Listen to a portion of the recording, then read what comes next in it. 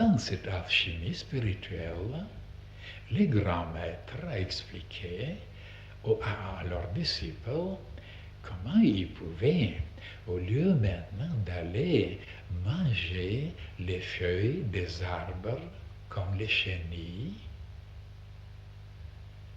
et d'être massacrés, d'être poursuivis, et ils faisaient beaucoup de mal, alors de se transformer en papillon.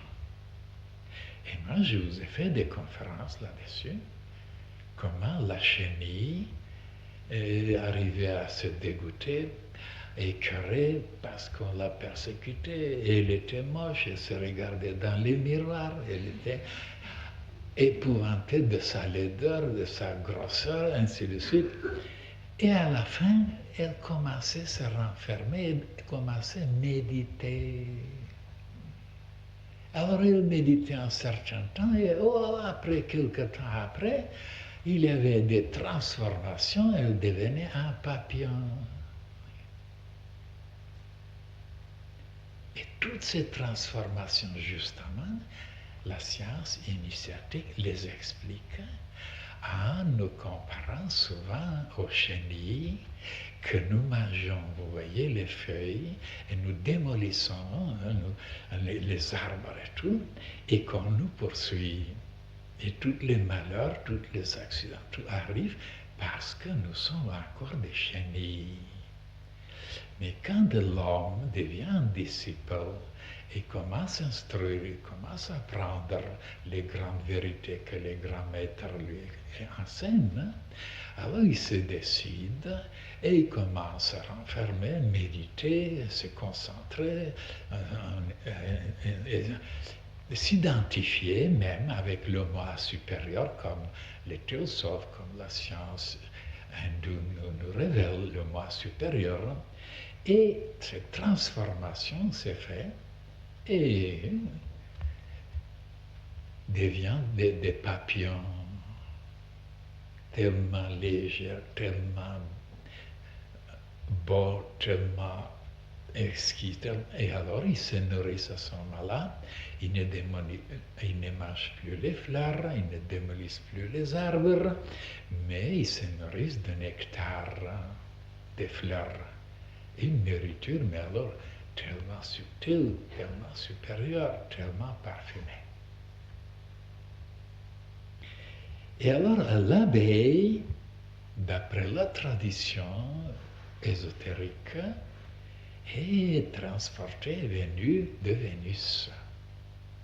C'est pourquoi elle a toute une autre culture, une autre activité, au contraire de tous les autres insectes et animaux. Et elle sait comment préparer le miel. Au lieu de manger maintenant les feuilles, d'abîmer, vous voyez, les arbres, les plantes, les arbustes, elle prend le nectar que toutes les fleurs, ils possèdent quelque part un peu de nectar, et elle sait comment préparer le miel.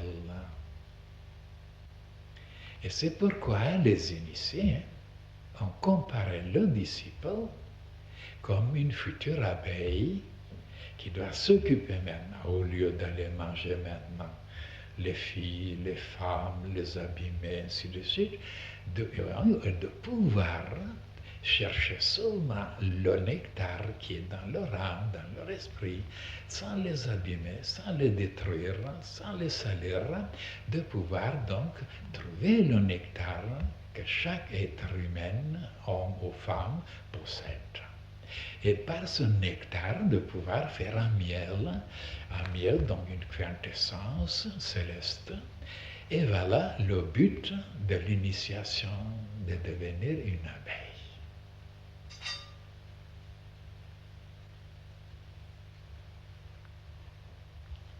Souvenez-vous, je vous ai parlé beaucoup là-dessus, beaucoup des choses très intéressantes, très initiatiques, mais aujourd'hui, de nouveau, je n'ai pas beaucoup de temps parce qu'il y a encore une conférence qui vous attend. Mais l'essentiel, de quelle façon alors le disciple peut devenir maintenant une abeille? je vous ai parlé, même il y a 2 volumes là-dessus. Il s'agit de l'amour. Comment la majorité comprend l'amour comme quelque chose, comme les chenilles, de manger les feuilles, d'abîmer les arbres, voilà, de détruire presque toute la beauté, toute la finesse, toute la pureté des créatures pour se satisfaire. Donc c'est quelque chose de personnel, d'égoïste, ainsi de suite. Mais de devenir alors une abeille, ça veut dire de ne pas abîmer les fleurs, de ne pas abîmer les femmes, les filles, leur cœur, leur âme, mais de prendre ce nectar qui est dans la profondeur de leur être, qui est une quintessence. Et je vous ai expliqué que la femme possédait justement cette quintessence.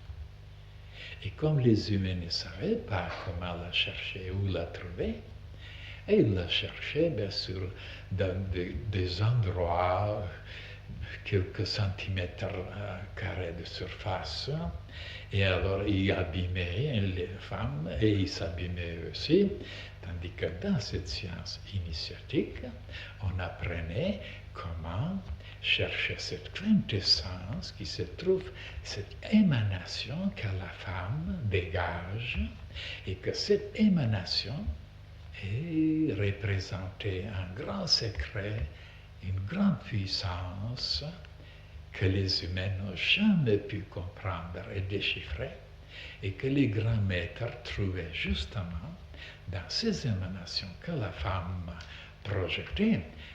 On pouvait réaliser le royaume de Dieu et sa justice. Et d'où ça vient maintenant cette conclusion? Et parce que les grands maîtres, les grands initiés connaissaient le rôle des 2 principes, masculin et féminin, que le principe masculin donnait quelque chose, il créait quelque chose, mais il ne pouvait pas le réaliser, le concrétiser, le former. Tandis que le principe féminin, il était incapable de créer, mais il était capable de former, de concrétiser. Et c'est pour cette raison que l'intelligence cosmique a déterminé les choses de cette façon, et que quand l'homme donne le germe, c'est ça la création, et que la femme le forme ce germe, l'habille, et voilà l'enfant.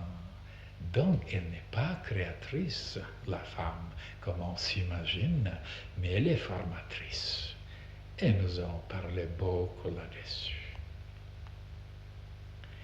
Et oui, mais le côté maintenant lointain, le côté sublime, le côté initiatique, pour aller maintenant beaucoup plus haut, pour le chercher, pour le trouver, pour le réaliser, il n'y a pas beaucoup sur la terre. Ils n'ont jamais pensé que la femme était la seule qui avait les pouvoirs donnés par l'intelligence cosmique, si vous voulez, par le Créateur, par le Seigneur, et que l'homme n'avait pas ce pouvoir, et qu'elle pouvait former les choses. Et par exemple, former quoi? Mais seulement des enfants, ou seulement dans la cuisine préparer les plats. Comme regardez ça aussi, c'est très significatif. Et l'homme qui apportait la nourriture, et la femme qui préparait tous les plats. Alors, donc l'intelligence cosmique a donné à la femme ce pouvoir de concrétiser, de former, de faire matérialiser cette quintessence que le principe masculin lui a donnée. Et oui, mais si on peut maintenant aller dans le plan spirituel,